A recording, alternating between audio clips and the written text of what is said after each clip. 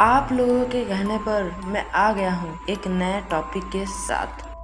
तो मैंने पिछले वीडियो में टाइम ट्रैवल के बारे में बताया था।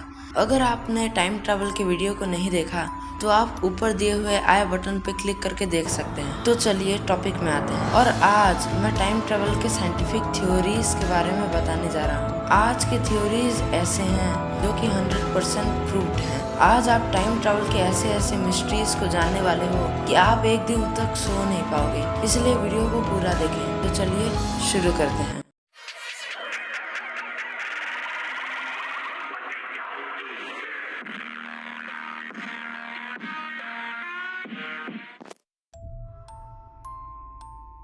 इस सवाल का जवाब जानने के लिए आपको पहले ये पता होना चाहिए कि टाइम ट्रैवल यानी कि समय यात्रा का मतलब क्या है। इस सवाल को हम दो पार्ट्स में डिवाइड कर सकते हैं। पहला, क्या हम कम टाइम में भविष्य को जा सकते हैं, और दूसरा, क्या हम पास्ट के समय में जा सकते हैं। अभी के फिजिक्स के थ्योरीज के हिसाब से पहले सवाल का जवाब है हाँ, और दूसरे सवाल का जवाब है शायद।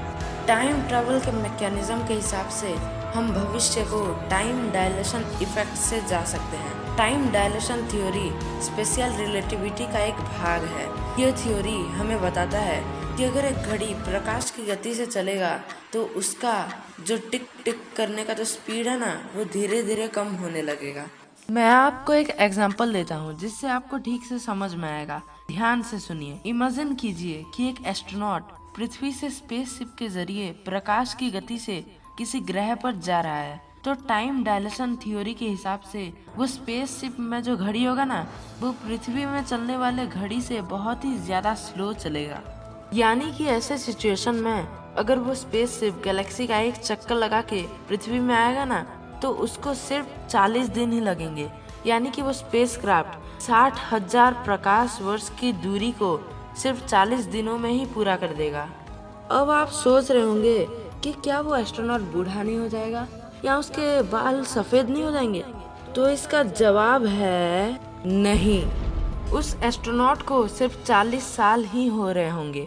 इससे पहले मैं बता दूं कि 1 लाइट ईयर 9.461 ट्रिलियन किलोमीटर्स यानी कि 5.88 ट्रिलियन माइल्स के बराबर होता है। एक प्रकाश वर्ष उतनी दूरी होती है जितनी प्रकाश पृथ्वी के एक साल में ट्रैवल करता है। यानी कि वो एस्ट्रोनॉट 60,000 प्रकाश वर्ष के भविष्य में जाकर आने के बाद भी उसे 40 साल ही हो रहे होंगे। टाइम डायलेशन थ्योरी के जैसे ही आइंस्टाइन के जनरल रिलेटिविटी के कई सारे थ्योरीज हैं जिससे टाइम ट्रैवल का अस्तित्व का पता चलता है। पर रुको, ये जो थ्योरीज है ना, उसको रियल लाइफ में करना आसान नहीं है, पर फिजिक्स के सहारे से इसे किया जा सकता है। अभी एक और सवाल रह गया है। वो सवाल है, क्या हम टाइम मशीन बना सकते हैं? इसका जवाब है the mystery will reveal soon.